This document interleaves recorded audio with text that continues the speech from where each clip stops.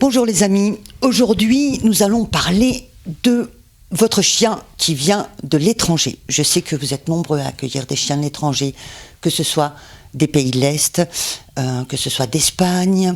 Personnellement, j'ai un chien qui a été produit, le mot est faible, en Hongrie. Et j'ai également une chienne que je suis allée chercher à Essaouira au Maroc. Voilà, donc nous sommes cernés, moi particulièrement, et vous aussi, je suis sûre, de chiens donc, qui proviennent de l'étranger. Qu'est-ce qui se passe quand votre chien arrive, qu'il arrive en Belgique ou en France, si jamais vous nous regardez en France, ou ailleurs, dans toute la francophonie d'ailleurs, je m'adresse à vous. Qu'est-ce qui se passe? Eh bien, c'est déjà un choc culturel. Pour mon expérience, quand je suis arrivée au Maroc pour aller chercher ma chienne, j'ai vécu ce choc culturel. Je me suis retrouvée toute seule dans un pays où j'étais allée une fois en vacances, mais sinon que je ne connaissais pas, où malgré tout on parle français aussi, mais où en tout cas j'étais en dehors de ma zone de confort, j'étais pas chez moi. Et donc je suis allée chercher cette chienne et nous sommes revenus ensemble. Ceux qui m'ont suivi sur les réseaux ont pu suivre ça l'année dernière, quand je suis allée chercher Hera. Et donc après les choses se sont inversées, le choc culturel s'est inversé. Celui que moi j'ai vécu au Maroc s'est transposé ici et le choc a été maintenant pour elle dès que nous avons atterri en Europe.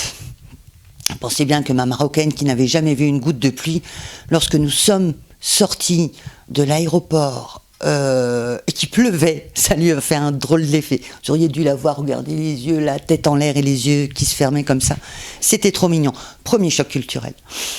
Ensuite, les personnes ne se comportent pas du tout de la même façon en Europe, en Afrique, en Amérique, même d'un pays à l'autre.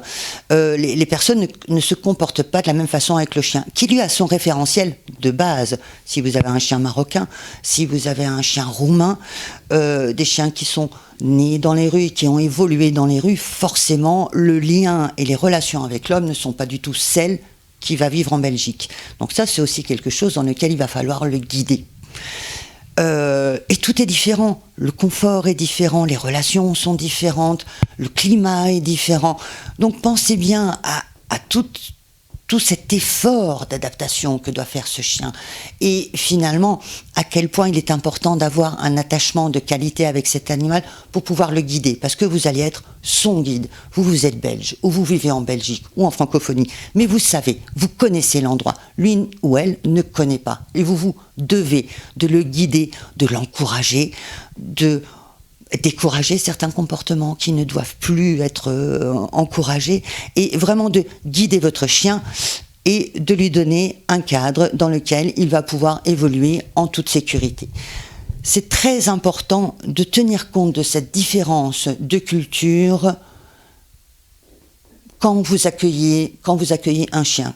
Vous allez le chercher, il arrive, il est souvent au terme d'un long voyage. Je parle pour ceux des pays de l'Est qui ont fait 20 heures ou plus, 24 heures ou plus de trajet dans une camionnette, dans une cage.